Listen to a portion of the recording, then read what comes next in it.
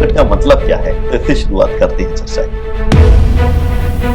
गिलास था वो अटल जी ने मेरे को अपने मुंह से लगा दिया कि पहले तुम दूध पियो और इसके बाद तुम मेरे को नाश्ता कराना।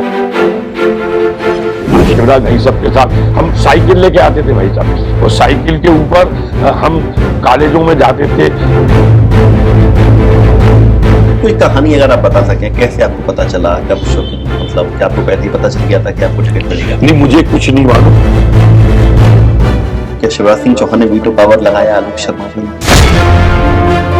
कि भोपाल का अब विस्तार लंबा नहीं हो, भोपाल का विकास हो, उसको रोकना पड़ेगा, सीमाएं हद तय करना पड़ेगी। नहीं तो अवैध लोग आते हैं, अवैध कॉलोनी काटते और बस जाते हैं। जैसा भोपाल का बेटा है, मैं घर पे नहीं बैठता, मुझे ढूंढने की जरूरत नहीं है। भोपाल की जनता ने मुझे महापौर की चौपाल लगा के देखा है। भोपाल के सांसद को लेकर एक परसेप्शन बड़ा लंबा कायम है कि यहाँ की जो विधायकों की लॉबी है वो सांसद पर हावी रहती है, हमेशा अंडर एस्टिमेट किया जाता है। लेकिन अभी एक चर्चा चल रही है कि आलोक शर्मा को अंडर एस्टिमेट करना बड़ा मुश्किल है। क्या आपको वाकई लगता है कि मुस्लिम वोट बैंक बीजेपी के लिए बड़ी चुनौती है हासिल कर पाना उसको? आपने इस तरीके से रईस भाई, प्रधानमंत्री हाउसिंग फॉर ऑल योजना में अगर मकान आपने लिया है, मकान में आप बच्चों के साथ रह रहे हैं, तो रईस भाई स्वीकार तो करिए। नमस्कार, पंजाब केसरी देख रहे हैं आप और मैं हूं आपके साथ हेमंत चतुर्वेदी। मध्य प्रदेश में लोकसभा चुनाव के कवरेज दर कवरेज में आज हम आप पहुंचे हैं मध्य प्रदेश ही नहीं बल्कि देश की सबसे हाई प्रोफाइल सीट में से एक भोपाल लोकसभा में, जहां हमारे साथ मौजूद हैं भोपाल लोकसभा सीट से बीजेपी के प्रत्याशी आलोक शर्मा जी। शर्मा जी, आपका स्वागत है पंजाब केसरी जी। नमस्कार शर्मा जी, मेरा पहला सवाल आपसे ये शंका भी है मेरे दिमाग में, हालांकि मैं भोपाल को लंबे समय से नज़दीक से देख रहा हूँ। एक शब्द चल रहा है, हालांकि मैं तो समझ गया हूँ, अभी आपने कुछ समय पहले समझा दिया, लेकिन बाकी के लोग नहीं समझ पाए, जो शायद आपका सबसे बड़ा चुनावी फैक्टर है कि भोपाल अगर आप चुनाव जीतते हैं तो भोपाल को एक लंबे समय बाद एक बर्रूकट सांसद मिलेगा, बर्रूकट भोपाली सांसद मिलेगा। जाहिर सी बात है, आपने एक बड़ा मुद्दा बना के रखा है तो शायद आपको कोई फायदा भी मिलेगा। तो ये बेनिफिट वाला मुद्दा क्या है? लोग जानते ही नहीं है बर्रूकट का मतलब क्या है, तो इससे शुरुआत करते हैं चर्चा की। देखिए, कोई भी देश और देश में प्रदेश और प्रदेश में उसकी राजधानी, और राजधानी में भी भोपाल, और भोपाल में भी कि उसका ओल्ड सिटी, उसका पुराना शहर, वो ये भोपाल बहुत छोटा था। जब भोपाल में 4 गेट हुआ करते थे, जुमराती गेट, सुल्तानिया गेट, इस्लामी गेट, इन गेटों को अगर बंद कर दे तो भोपाल चारों तरफ से बंद हो जाता था। भोपाल का ज़्यादा विकास नहीं हुआ था। उस समय जंगल था चारों तरफ, जंगल के अंदर एक पौधा उगता था, उसको वो बोलते थे बर्रू बो। उस बर्रू बो को उस समय बताते हैं कि उस पौधे को तोड़ के उससे कलम बनाते थे, पेन बनाते थे, तो उसको लिखते थे। जब उस समय जब जो लोग रहते थे वो बर्रू बो कहलाए। और इसके बाद धीरे धीरे भोपाल का कमला पार्क के आगे टीटी नगर इधर विस्तार होना शुरू हो गया। तो हमारे जो पूर्वज रहे होंगे 3 पीढ़ी पहले, 4 पीढ़ी पहले, वो आसपास से गांव से यहाँ आए हुए बस गए, वो बर्रूकट भोपाल कहलाए। अब तीसरा और एक और डेफिनेशन है जलकुंभी। जलकुंभी की लोग बाहर से आते गए, जितना उसको काटो तालाब के अंदर उतना वो हो जाता है। ये मैं नहीं कह रहा, ये नई दुनिया के वरिष्ठ पत्रकार स्वर्गीय मदन मोहन जोशी का एक आलेख पढ़ा था, एक लेख पढ़ा था, एक संपादकी पढ़ी थी, जिसने उन्होंने भोपाल की डेफिनेशन दी थी कि बर्रू वो भोपाली, बर्रूकट भोपाली और जलकुंभी। तो चूंकि मेरे पूर्वज, मेरे दादाजी यहाँ पे 4 पीढ़ी पहले आए, 5 पीढ़ी पहले आए पूरे के पूरे, और मेरा जन्म यहीं इसी मकान के अंदर हुआ, तो उस समय निश्चित रूप से बर्रू कट रही थी, तो हम बर्रूकट भोपाली हुए।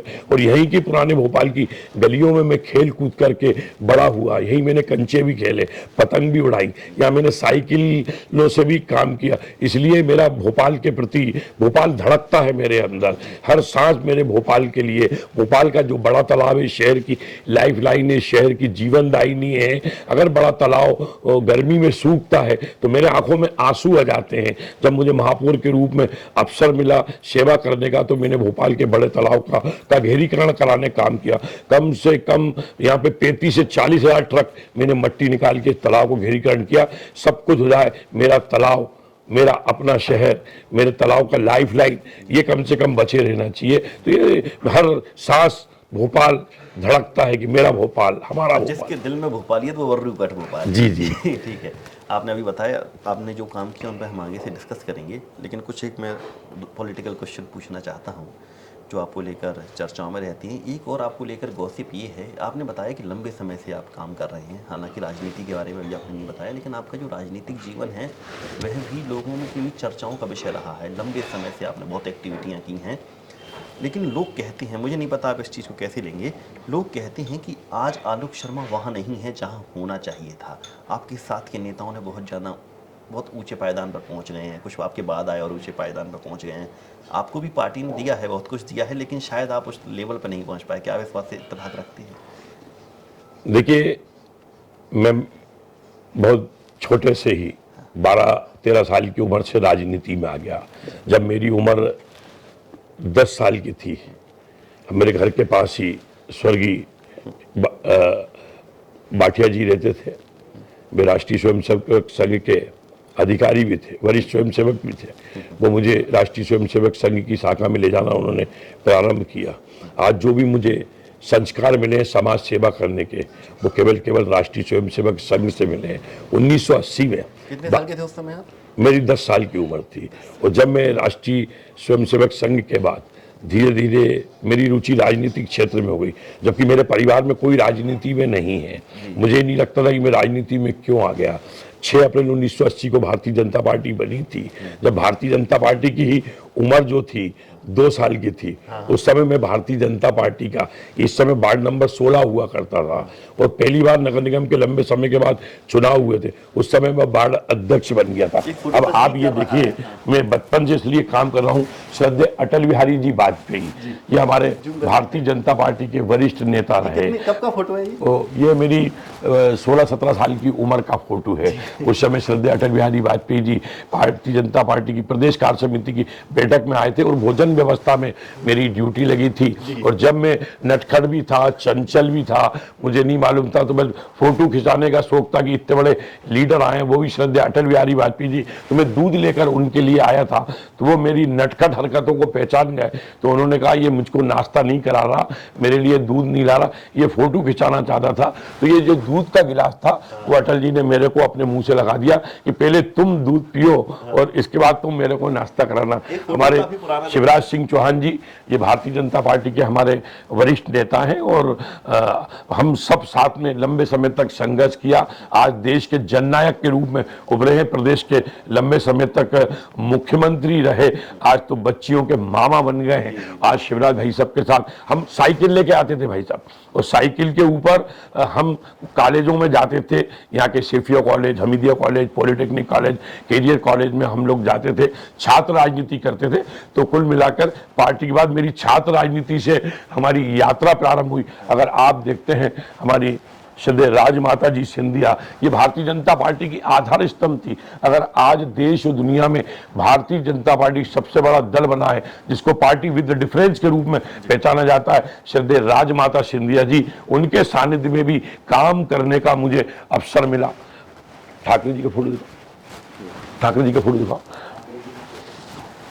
अटल जी का दिखाओ जुगल ने। तो उनके साथ काम करने का मुझे अवसर मिला। और आज जहाँ तक रहा कि मैं, आपने एक बात कही कि मैं राजनीति में उस मुकाम तक नहीं पहुँच पाया। देखिए, राजनीति में कर्म आप करते रहिए, प्रारब्ध अपना काम करता है। भारतीय जनता पार्टी संगठन ने मुझे बहुत दिया। भारतीय जनता पार्टी संगठन ने मुझे 2 बार पार्षद के रूप में आशीर्वाद दिया, महापौर के रूप में मुझे आशीर्वाद दिया, 2 बार विधानसभा का टिकट भी दिया। पर क्या करें, ये दुर्भाग्य है कि देश में मध्य प्रदेश में भोपाल, आज भी 2024 के अंदर आप इसका एनालिसिस करेंगे तो 2 विधानसभा ऐसी हैं, उत्तर विधानसभा और मध्य विधानसभा। यहाँ का चुनाव कांग्रेस ने गलत नीतियों के कारण, यहाँ का चुनाव दलीय आधार पे नहीं होता, यहाँ का चुनाव डेवलपमेंट के आधार के ऊपर नहीं होता। यहाँ के चुनाव को मेजॉरिटी और माइनॉरिटी का चुनाव बना दिया, हिंदू और मुसलमान का चुनाव बना दिया। चूंकि डेमोग्राफी अब चेंज हो गई है, हिंदू जो मतदाता है वो वोटर लिस्ट में है पर पलायन कर गया है, इसलिए हम चुनाव हारते हैं। बहुत बड़ा फैक्टर। मैं अगला सवाल करने वाला था, लेकिन आपने पहले ही इसका जवाब दे दिया। एक फोटो आप दिखाने वाले थे, ये देखिए, श्रद्धेय अटल बिहारी जी वाजपेयी, जब हम आते थे उस समय बड़ी बड़ी होटलें नहीं हुआ करती थी। श्रद्धेय अटल बिहारी वाजपेयी एक धर्मशाला में मीटिंग लेने आए थे, तो धर्मशाला के बाहर ये कब का फोटो है? पटिए, ये भी काफी पुराना फोटो है, आज से कम 40 साल पुराना फोटो है ये। 85 का, 1985। ठीक है। हालांकि चलो एक बात आपने कही, अगला सवाल मेरा इससे रिलेट करता है कि प्रारब्ध देता है, आदमी मेहनत करता है उसको मिलता है। और जब भोपाल लोकसभा को लेकर अभी चर्चाओं का दौर जारी था, कयासों का दौर, तो एक से एक नाम चल रहे थे, बड़े बड़े नाम चल रहे थे, लेकिन आपका जो नाम आया वो शॉकिंग फैक्टर था। मुझे नहीं पता, शायद आपको इसका पहले इशारा था कि नहीं था, लेकिन हम जितने खबरनवीस लोग हैं, जब आपका नाम सुना तो हम सब लोग हैरान रह गए कि ये कैसे हुआ। तो इसके बारे में थोड़ा कोई कहानी बताएंगे आप? आपको पहले कब सूचना कर दिया गया, कैसे नाम चला, कुछ बताइए। देखिए, मैं उस पीढ़ी का कार्यकर्ता हूँ। मैं सौभाग्यशाली हूँ कि मुझे श्रद्धेय कुशाभाऊ जी ठाकरे, श्रद्धेय स्वर्गीय प्यारेलाल जी खंडेलवाल, श्रद्धेय स्वर्गीय नारायण प्रसाद जी गुप्ता के साथ काम करने का अवसर मिला। सबसे पहले मैं इस दल में आया, सबसे पहले मैंने अपनी आइडियोलॉजी को समझा, क्योंकि इस संगठन में अगर आपको काम करना है तो आप राष्ट्र के लिए समर्पण करिए, समाज के लिए समर्पण करिए, स्वयं के बारे में विचार नहीं करिए। और हमने सबसे पहले भारतीय जनता पार्टी की रीति क्या है, नीति क्या है, उसके सिद्धांत क्या है, उसकी पंचनिष्ठाएं क्या है, तो हमने काम करना प्रारंभ कर दिया। कभी हमने नहीं सोचा कि हम अगर काम कर रहे हैं तो हमको कोई पद मिलेगा। पार्टी ने मेरे को वोट दिया, पार्टी ने बहुत अवसर दिए, और आज मैं सौभाग्यशाली एक साधारण सा कार्यकर्ता हूं कि आज भारतीय जनता पार्टी ने मुझे भोपाल लोकसभा सीट से सांसद का इसके पीछे की कोई कहानी अगर आप बता सकें, कैसे आपको पता चला, कब शॉकिंग, मतलब क्या आपको पहले ही पता चल गया था कि आपको टिकट मिलेगा? नहीं, मुझे कुछ नहीं मालूम, मैं तो अपना काम कर रहा था। करते ही करते सूची जारी हुई, और जैसे ही दिल्ली में प्रेस कॉन्फ्रेंस हुई और जब सबकी निगाहें लगी हुई थी सूची जारी हो रही है, तो भोपाल, और जैसे ही भोपाल का नाम आया, आलोक शर्मा, तो सब खुशी से झूम उठे। मेरे कार्यकर्ता, सभी मेरे परिवार के लोग, मुझे भी अच्छा लगा कि भगवान क्या देर है, अंधेर नहीं है। और भारतीय जनता पार्टी देश में एक ऐसा संगठन है, यहाँ पे हर कार्यकर्ता के काम का आकलन भी होता है, मूल्यांकन भी होता है, और मुझे भारतीय जनता पार्टी उचित समय पे पार्टी अवसर देती है। और मुझे ऐसे समय में अवसर दिया है पार्टी ने जब पूरा देश, पूरी दुनिया नरेंद्र मोदी जी की जय जयकार कर रही है, पूरा देश मोदी लहर हो रहा है, पूरे देश राम में हो रहा है। ऐसे समय भारतीय जनता पार्टी ने मुझे टिकट दिया है। भोपाल का बेटा हूं, भोपाल की जनता ने 2 बार मुझे पार्षद बनाया, महापौर बनाया। अगर इस बार भारतीय जनता पार्टी के प्रत्याशी के रूप में भोपाल की जनता मुझे आशीर्वाद देगी तो मैं भोपाल का एक विकास का रोड मैप बनाकर मैं प्रधानमंत्री नरेंद्र मोदी जी के साथ कदम ताल करते हुए प्रधानमंत्री नरेंद्र मोदी जी के सपनों का भोपाल बनाऊंगा। बिल्कुल, सपनों का भोपाल बनाऊंगा। एक रूमर्स ये भी है कि शिवराज सिंह चौहान ने वीटो पावर लगाया आलोक शर्मा के लिए। देखिए, शिवराज सिंह चौहान जी हमारे वरिष्ठ नेता हैं, हमने साथ काम किया है। शिवराज सिंह जी भाई साहब के साथ बहुत कुछ राजनीति में हमने सीखा है। मैंने आपसे कहा ना कि भारतीय जनता पार्टी में कुछ अदृश्य आंखें होती हैं जो हर कार्यकर्ता के काम का आकलन करती है, मूल्यांकन करती है। यहाँ तो सारा इंटेलिजेंस भी सरकार का फेल हो जाता है, हमारे यहाँ का खुद अपना तंत्र इतना मजबूत है। इसलिए तो भारतीय जनता पार्टी को पार्टी विद डिफरेंस कहते हैं अन्य राजनीतिक दलों से। भारतीय जनता पार्टी, देखिए, अन्य राजनीतिक दलों के कार्यकर्ता से भारतीय जनता पार्टी के कार्यकर्ता का आचरण, उसका व्यवहार, उसकी कार्यप्रणाली, उसकी कार्यपद्धति अन्य संगठनों में कहीं नहीं मिलेगी। और संगठन उचित समय के ऊपर अवसर देता है। और ये बात मैं बता दूं, हम इस संगठन में काम करते हैं तो हम किसी व्यक्ति के लिए काम नहीं करते, हम विचारधारा के लिए काम करते हैं, राष्ट्र के लिए काम करते हैं, समाज के लिए काम करते हैं। वो पंडित दीनदयाल उपाध्याय के एकात्म दर्शन को हम लोग इंप्लीमेंट करते हैं, अपने अंदर लेते हैं, कैसे समाज के अंतिम से अंतिम व्यक्ति की हम सेवा करें। इसी का कारण है कि पिछले 35 साल से मेरे घर के पास चलिए आप, हम उसको राजनीति में कहीं उपयोग नहीं करते। मैं प्रतिदिन भोपाल शहर के 1000 लोगों को जो नेत्रहीन है, वृद्ध है, अपंग है, अपाहिज है, उनको निःशुल्क भोजन करा के उनकी सेवा करता हूं। महापौर के रूप में भी मुझे आशीर्वाद भोपाल की जनता ने दिया। तो भोपाल का सबसे बड़ा कैंसर अस्पताल है, आप जाकर देखिए। वरिष्ठ पत्रकार स्वर्गीय मदन मोहन जोशी जी जो नई दुनिया के संपादक थे, उन्होंने उसको बनवाया है। वहां पे भी मैं 1000 लोगों को 8 साल से प्रतिदिन भोजन कर रहा हूं। वो कैंसर पीड़ित, जो उनका कैंसर पीड़ित परिवार का व्यक्ति तो ठीक भी हो जाता है या चला जाता है, पर वो परिवार कहां जाए, तो वो पूरा परिवार बेघर हो जाता है, उनको भी भोजन करा के सेवा करने का काम। मेरा आपसे यही है, भोपाल को लेकर आपका विजन, अभी जो काम का, हालांकि आपने काफी हद तक बता दिया है, लेकिन क्या आपने कोई फाइनल डिसाइड किया है कि मुझे 5 साल में ये काम तो करना ही है? और वो भी बता दीजिए जो महापौर रहती अधूरे रह गए थे, उन्हें सांसद बनकर पूरे करेंगे। देखिए, भोपाल का विस्तार मेरे बड़े होते होते मैंने देखा है। भोपाल सबसे पहले राजधानी बना मध्य प्रदेश की, पर देश में अन्य राजधानी इसके बाद में बनी, पर उनका डेवलपमेंट बहुत हो गया। परंतु वो कौन से ऐसे कारण हैं कि हमारे भोपाल में, अन्य राजधानियों में तो डेवलपमेंट हो गया परंतु हमारे भोपाल में नहीं हुआ, उन कारणों को मैं जानूंगा, उनका अध्ययन करूंगा, उसके विकास का रोड मैप बनाऊंगा। हाँ, पर यह बात सही है, आज भोपाल में जितने विकास के काम हुए, कांग्रेस ने कुछ नहीं करा है 70 साल में।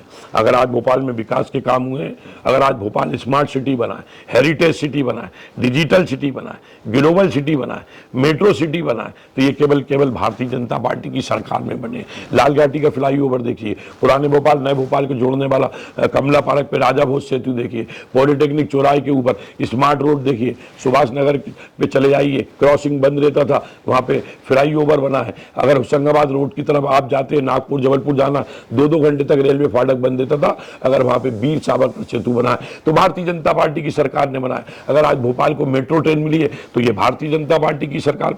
हम इस चुनाव में प्रधानमंत्री नरेंद्र मोदी जी की गारंटी को लेकर जनता के बीच में जा रहे हैं। और प्रदेश भारतीय जनता पार्टी की सरकार ने, केंद्र की सरकार ने जो योजनाएं लागू की हैं, उन लाभार्थियों के बीच में जा रहे हैं। सबका साथ, सबका विकास, सबके विश्वास को लेकर भोपाल में भारतीय जनता पार्टी के कमल का फूल खिलेगा, क्योंकि भोपाल की जनता पिछले 35 साल से लगातार भारतीय जनता पार्टी के प्रत्याशी को सांसद के रूप में चुनकर दिल्ली पहुंचा रही है। मैं भोपाल का बेटा हूं और जनता ने पार्षद के रूप में मेरा कार्यकाल देखा है। महापौर के रूप में जो हम भोपाल को स्वच्छता में देश में दूसरे नंबर पर लेके आए, देश की सबसे स्वच्छतम राजधानी हमने भोपाल को बनाया, जनता के सहयोग से बनाया। तो मुझे उम्मीद है कि भोपाल की जनता मुझे सांसद के रूप में आशीर्वाद देगी। और जैसे ही सांसद के रूप में आशीर्वाद देगी तो आपने एक मेरे सामने प्रश्न रखा है कि आप क्या करेंगे। मैं भोपाल के विकास का रोड मैप बनाऊंगा कि भोपाल की जनता के सपनों का भोपाल कैसा हो,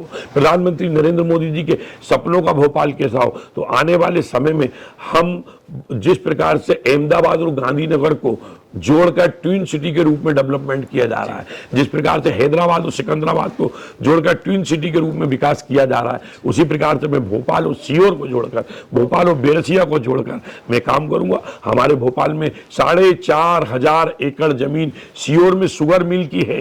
कुछ ऐसे प्रकरण है जिसके कारण मामला सम्मानीय न्यायालय में है। उन पहलुओं का सबका अध्ययन करूंगा, निराकरण करूंगा और पूरा उसका प्रस्ताव डीपीआर बनवाकर प्रधानमंत्री जी के पास भोपाल की जनता के साथ जाऊंगा कि हमारे भोपाल में, सीहोर में इतनी लैंड उपलब्ध है, इंटरनेशनल एयरपोर्ट बनना चाहिए। जब मेरा भोपाल में इंटरनेशनल एयरपोर्ट बनेगा तो हमारे भोपाल की जनता जनार्दन को अमेरिका, लंदन, हांगकांग, जापान जाने के लिए दिल्ली और मुंबई नहीं जाना पड़ेगा, यहीं से फ्लाइट मिलेगी। जब इंटरनेशनल एयरपोर्ट बनेगा, इंटरनेशनल कार्गो बनेगा, तो मैं निश्चित रूप से भोपाल के नौजवानों को रोजगार भी मिलेगा। मेरा एक सवाल यहाँ पे ये जो मेरा व्यक्तिगत ऑब्जर्वेशन भी है, मैं काफ़ी समय से रीड कर रहा हूँ, भोपाल को बिजली, पानी, सड़क, स्वास्थ्य, शिक्षा सब मिल गया, लेकिन एक कॉरपोरेट और एक इंडस्ट्रियल हब के तौर पर विकसित नहीं हो पाया। शायद आप, जो आपने खुद को भोपाल का बेटा कहा, तो शायद मुझे लगता है अब आपकी जिम्मेदारी है कि भोपाल का बेटा नौकरी करने के लिए बाहर नहीं जाए, भोपाल में ही नौकरी मिले। तो जो कॉरपोरेट, क्योंकि इंटरनेशनल, नहीं, आपने बहुत अच्छी बात कही। जब मैं देखता हूं कि भोपाल का बेटा एजुकेशन के लिए पूना जा रहा है, भोपाल का उसको ट्रेन नहीं मिल रही, पूना जा रहा है, उसको फ्लाइट नहीं मिल रही है। कई बच्चे आते हैं, कई परिवार के गार्जियन लोग हमारे पास आते हैं कि आप डीआरएम कोटे को बोल दीजिए, वो लगेगा। तो मैं, आने वाली जो पीढ़ी आ रही है वो स्टार्टअप के क्षेत्र में काम कर रही है, नए नए इनोवेटिव आइडिया उनके मन में आते हैं। मैं चाहता हूं कि भोपाल स्टार्टअप हब बनना चाहिए, भोपाल में उद्योग आना चाहिए। 2,000 एकड़ जमीन हमारी BHEL की पड़ी है, सेंट्रल गवर्नमेंट की, उस पर हम भारी उद्योग मंत्रालय के साथ बैठकर लाइन अप करके बड़े बड़े उद्योग भोपाल में आए। भोपाल बहुत खूबसूरत शहर है, एक लिवेबल सिटी के रूप में देश में सामने आया है। जो व्यक्ति एक बार है लेकिन सर्वाइवल नहीं है, काम करने आदमी को बाहर जाना पड़ता है, सर्वाइव करना मुश्किल है। तो उसके लिए टूरिज्म की भी काफी संभावना है। मैं चाहूंगा, बहुत अच्छा क्वेश्चन किया, कि भोपाल का अब विस्तार लंबा नहीं हो, भोपाल का विकास हो, विकास हो। उसको रोकना पड़ेगा। सीमाएं हद तय करना पड़ेगी, नहीं तो अवैध लोग आते हैं, अवैध कॉलोनी काटते हैं और बस जाते हैं। चुनाव आते हैं 5 साल में, जनप्रतिनिधि वोट मांगने उतरते हैं, वोट भी ले लेते हैं, नेताजी बन जाते हैं, जनप्रतिनिधि बन जाते हैं, तो उनको सड़क देना पड़ती है, नाली। आखिर इंफ्रास्ट्रक्चर खड़ा करने के लिए फंड कहां से आएगा? इसलिए मेरा सबसे पहली प्राथमिकता होगी कि मेरे भोपाल में चारों तरफ सीमाएं तय होना चाहिए। अब भोपाल का विकास विस्तार नहीं होना चाहिए, भोपाल का विकास होना चाहिए, और भोपाल का अगर डेवलपमेंट हो तो वर्टिकल हो। एक औद्योगिक विकास की लेकर क्या कोई सिंगल विंडो सिस्टम रहेगा सांसद जी का? क्योंकि एक बहुत बड़ा, में आप कह सकते हैं, प्रॉमिस रह सकता है ये भोपाल के लोगों के लिए। अगर सबसे ज़्यादा कोई परेशानी है तो वो यही है कि हम उद्योग करना चाहते हैं लेकिन हमें रास्ता नहीं मिल रहा। क्या आलोक शर्मा वो द्वार खोलेंगे? बहुत अच्छी बात कही। सिंगल विंडो प्रणाली लागू होना चाहिए। कई बार हमारी सरकार ने प्रयास भी किया, पर कहां पे दिक्कतें आती हैं, चूंकि मैं सांसद नहीं था, जनप्रतिनिधि में रिंग में नहीं था, मैं उनका भी अध्ययन करूंगा। कई बार हमारी बड़ी बड़ी कॉन्फ्रेंस होती है, बड़े बड़े उद्योगपति भी उसके अंदर आते हैं।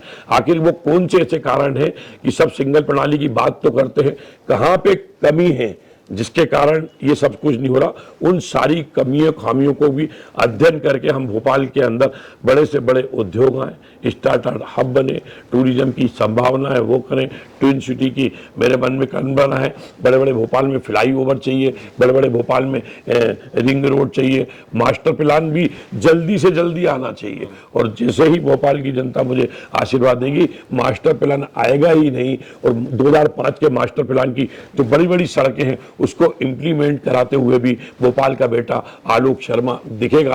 क्योंकि आलोक एक ऐसा भोपाल का बेटा है, मैं घर पे नहीं बैठता, मुझे ढूंढने की जरूरत नहीं है। भोपाल की जनता ने मुझे महापौर की चौपाल लगाते देखा है। हर सोमवार को पूरे मीडिया में पूछे, सोमवार को मैं 8 बजे से रात को 8 बजे तक भोपाल की चौपाल लगाता था। कोई भी भोपाल की जनता जनार्दन, सड़क हो, बिजली हो, पानी हो, स्ट्रीट लाइट हो, सीवेज के लिए आते थे। मैं को सांसद के रूप में अवसर मिला तो मैं भोपाल में सांसद की चौपाल लगाऊंगा।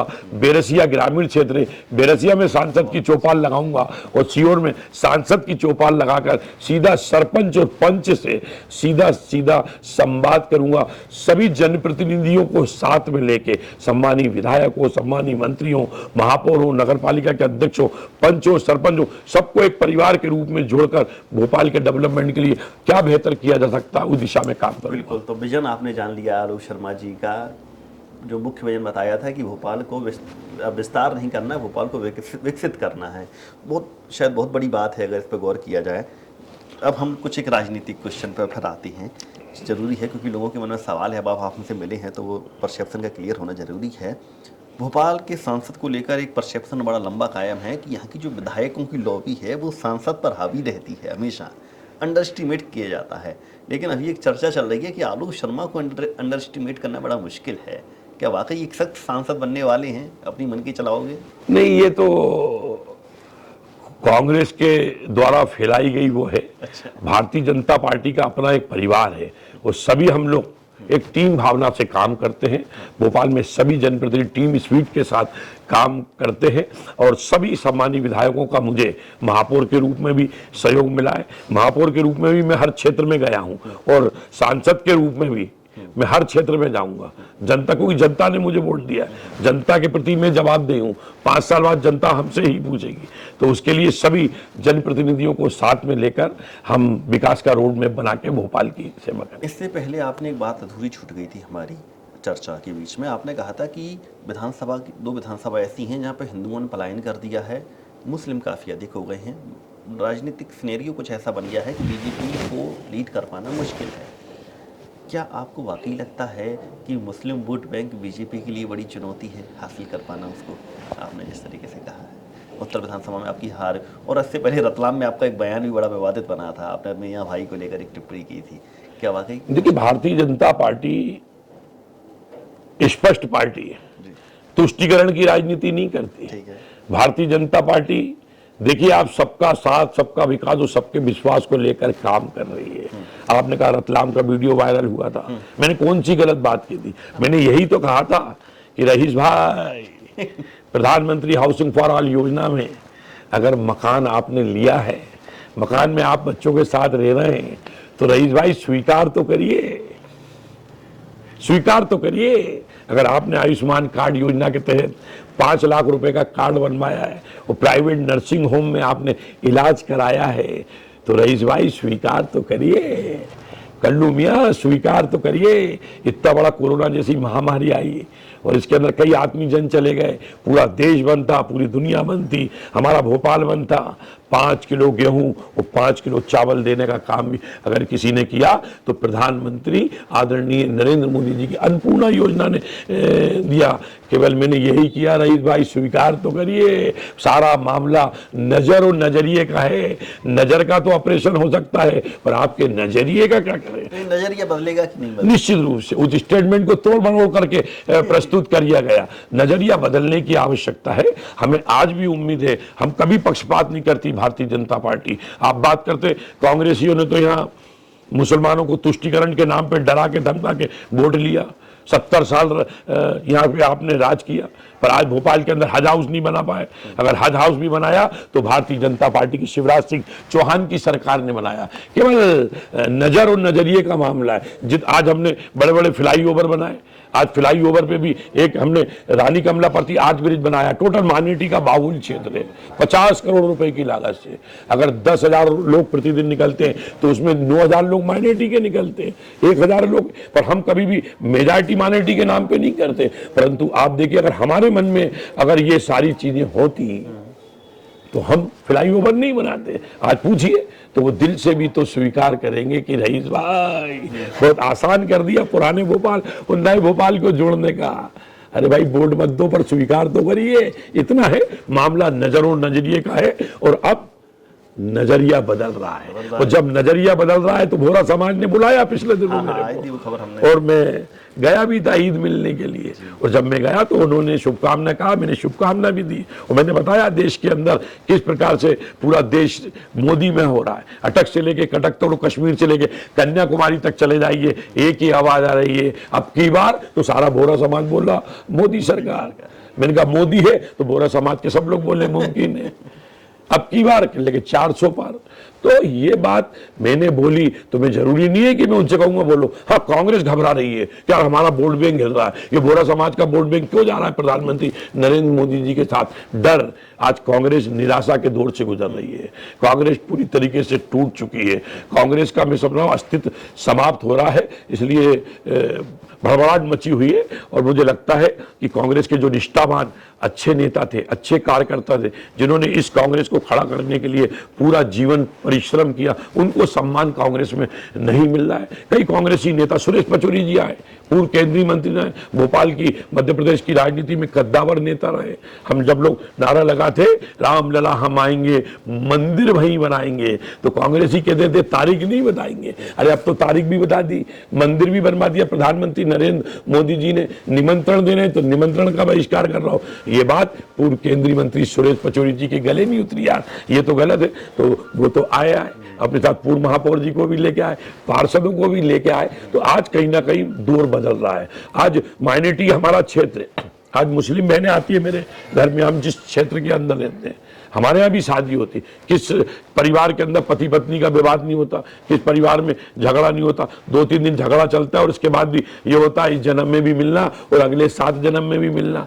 आज इस दर्द को, उस बिटिया के दर्द को कोई जानता है तो उसकी अम्मी जानती है, उसके अब्बा जानते हैं, उसके भाई जानते हैं, जिन्होंने कि उस माँ ने 9 महीने उसको पेट में पाला है, उसका जन्म हुआ, आंचल से दूध पिलाया है और उसको उपटन की है, बड़ा किया है, लिखा पढ़ा के उसको शादी कर दी। शादी निकाह हुई नहीं, 2 महीने में भी कहने लगे तलाक तलाक। अगर आज उस बहन को अगर सम्मान देने का काम 3 तलाक कानून बनाकर किया है, यही तो प्रधानमंत्री नरेंद्र मोदी जी की गारंटी है। आज भी बहनें बिटिया कहती हैं कुछ भी है अच्छा काम है। मैं फिर आपसे कह रहा हूं कि अब समय बदल रहा है। एक समय आप देखना, सबका साथ, सबका विकास और सबके विश्वास को देर हो सकती है, सत्य प्रताड़ित हो सकता है, पराजित नहीं हो सकता। एक दिन बिल्कुल इस देश में ऐसा आएगा कि माइनॉरिटी के लोग भी स्वीकार करेंगे जो भी है। ये पार्टी बड़ी स्पष्ट है, जो कहती है वो करती है। अगर हमने कहा कि हर एक देश में 2 निशान, 2 विधान और 2 प्रधान नहीं चलेंगे तो धारा 370 समाप्त की। हमारा काम स्पष्ट है। अंतिम टिप्पणी मैं आपसे लेना चाहूँगा, तुलनात्मक अध्ययन करें। हालांकि मुझे बोलने का अधिकार नहीं है,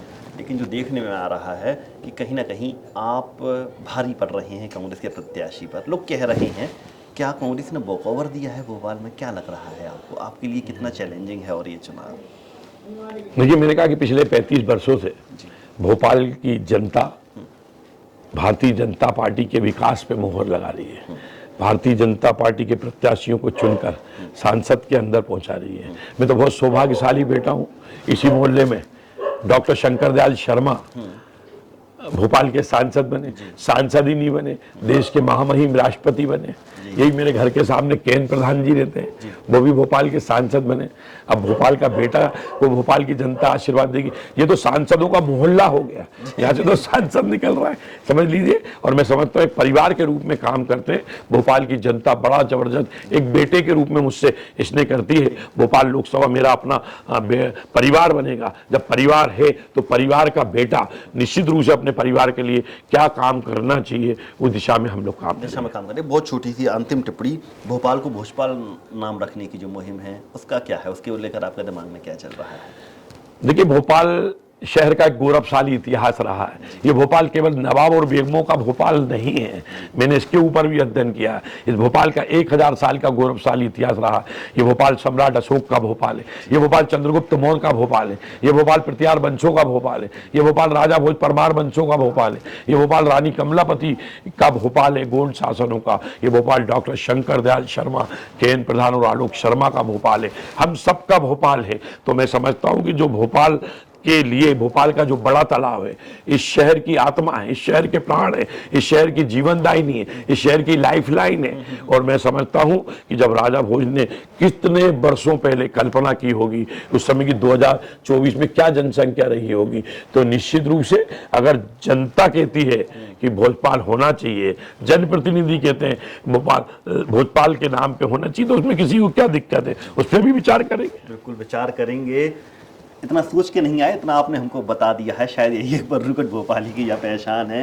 इतने मुद्दों पर खुलकर बोले, राजनीतिक हालातों पर खुलकर जवाब दिया, और तमाम जो कह सकते भोपाल को लेकर उनका विजन क्या है उसके बारे में भी बताया। भोपाल का इतिहास भी हमको सुना दिया। जाहिर सी बात है, सांसदी के चुनाव में उतरे हैं तो बीजेपी ने कई कसौटियों पर कसकर अपना एक चेहरा उतारा है, जो कि हमको इस इंटरव्यू में नज़र भी आया। आलोक शर्मा जी, आपका बहुत बहुत धन्यवाद पंजाब केसरी से जुड़ने के लिए। आलोक शर्मा जी हमारे साथ जुड़े हुए थे, इनके साथ तमाम सवाल जवाब आपको कैसे लगे कमेंट करके हमको बताइए, और आप क्या और अपनी मांग उन तक पहुंचाना चाहते हैं कमेंट बॉक्स में ज़रूर लिखिएगा। वो तमाम मांगे हम उन तक पहुंचाएंगे, और उम्मीद है कि आप तमाम जो जनता की जो कह सकते हैं कि जो अपेक्षा हैं आप उन पर खरा उतरेंगे। तो फिलहाल इस चर्चा को हम यहीं पर विराम देते हैं। आप पंजाब केसरी के साथ बने रहिए। नमस्कार।